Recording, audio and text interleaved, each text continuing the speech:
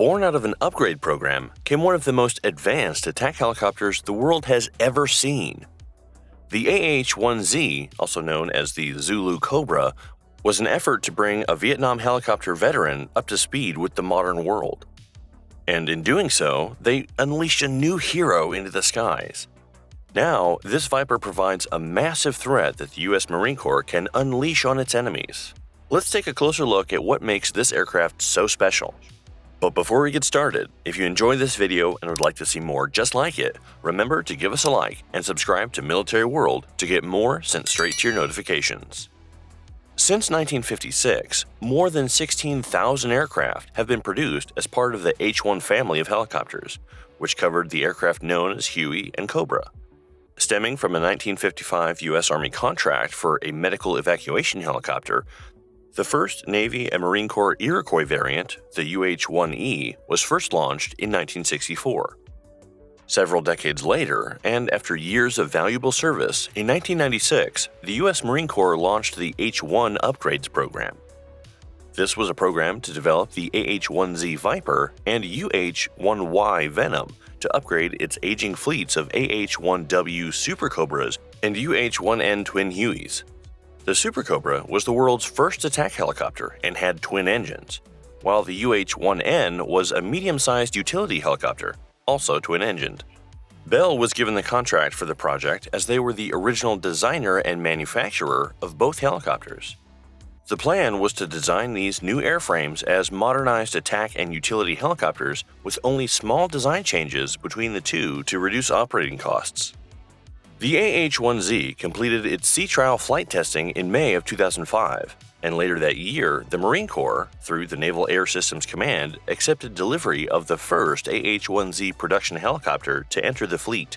Both the AH-1Z and UH-1Y completed their developmental testing in early 2006. During the early part of 2006, the aircraft were transferred to the Operational Test Unit at the NAS Patuxent River, and they began operational evaluation testing. Full-rate production for the UH-1Y started in 2008, and U.S. domestic production ended in 2020.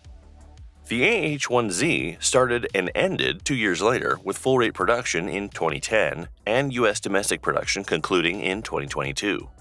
Shared dynamics and nearly identical cockpits massively reduced the logistics tail, procurement, and training costs needed to support a large fleet of mixed-type aircraft.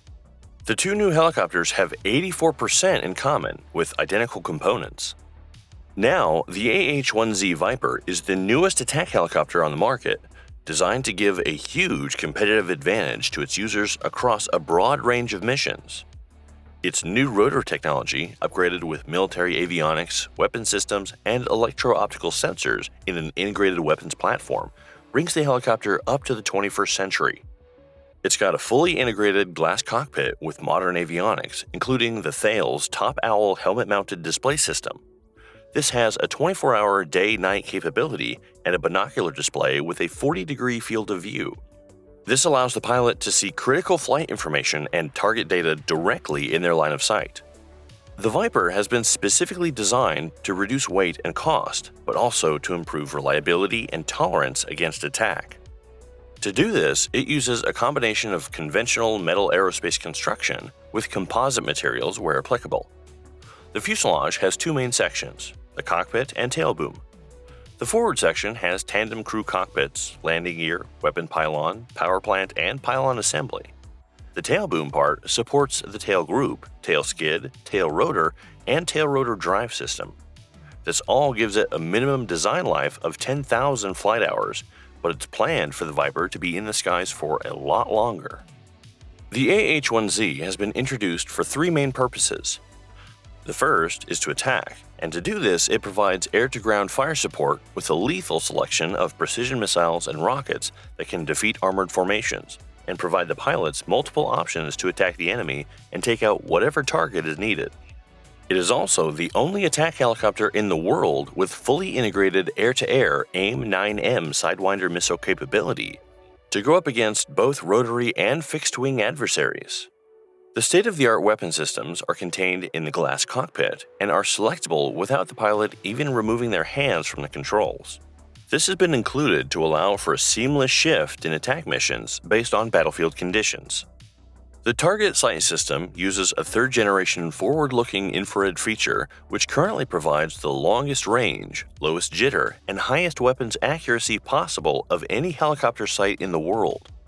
On top of this, the completely passive and automatic system scans the battlefield without signaling trackable radar, identifying and tracking multiple targets at ranges beyond the maximum range of its weapon system.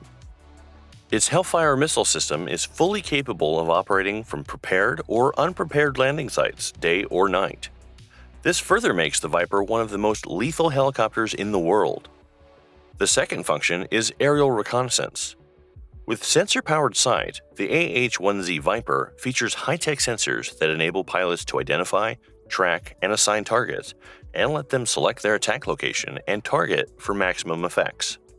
The multi-sensor target sight system we mentioned earlier is unmatched in image processing and target identification. Thirdly, the Viper is an excellent asset when it comes to escorting troops on the battlefield.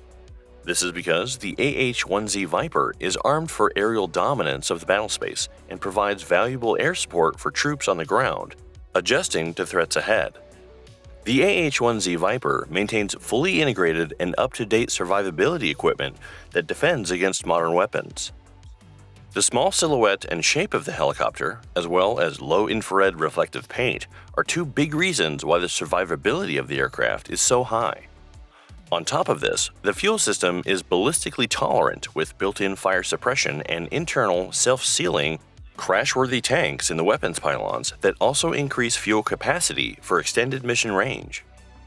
The AH-1Z design supports ground forces and engages the enemy with as much distance from friendly forces as possible. But almost as important as the AH-1Z's characteristics in the air, the Viper has a minimal logistics footprint. Ease of maintenance for the troops operating it in the field while using the helicopter away from main points of support and logistics creates one of the most deployable attack helicopters in the world. Because very few militaries around the world have constant access to large operating bases with dozens of support personnel and manufacturer contractors available to support their aircraft, the design of the AH-1Z has come into its own with day-to-day operations. For propulsion, the Viper is also as advanced as you might expect. Produced to meet the strict requirements of the Marine Corps, its aircraft design brings together proven AH-1W airframe reliability, a new composite four-bladed rotor system, and powerful General Electric T700 GE401 engines. These greatly increased lift capability and store capacity. This engine also has an integral particle separator, a self-contained lubrication system that uses fuel flow to cool the engine oil, and an integral history recorder. It's been designed as very simple to maintain, and amazingly, only 10 tools are needed to perform field maintenance.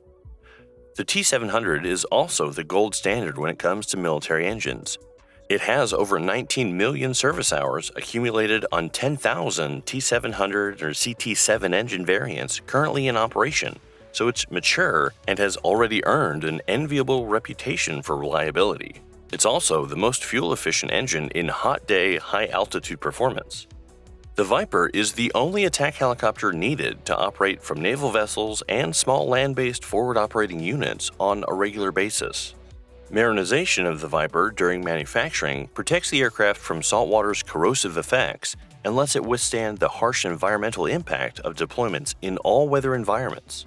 As more militaries upgrade their fleets to become fifth-generation, fully networked forces, they need to do this while balancing costs to own and operate vehicles while maximizing capability. The AH-1Z systems, weapons, speed, and range help with this and seamlessly let forces employ even more strategic resources from expeditionary environments. What are your thoughts on the AH-1Z? Let us know in the comments below. If you enjoyed this video, don't forget to give us a like and subscribe to Military World to get our latest videos straight to your notifications.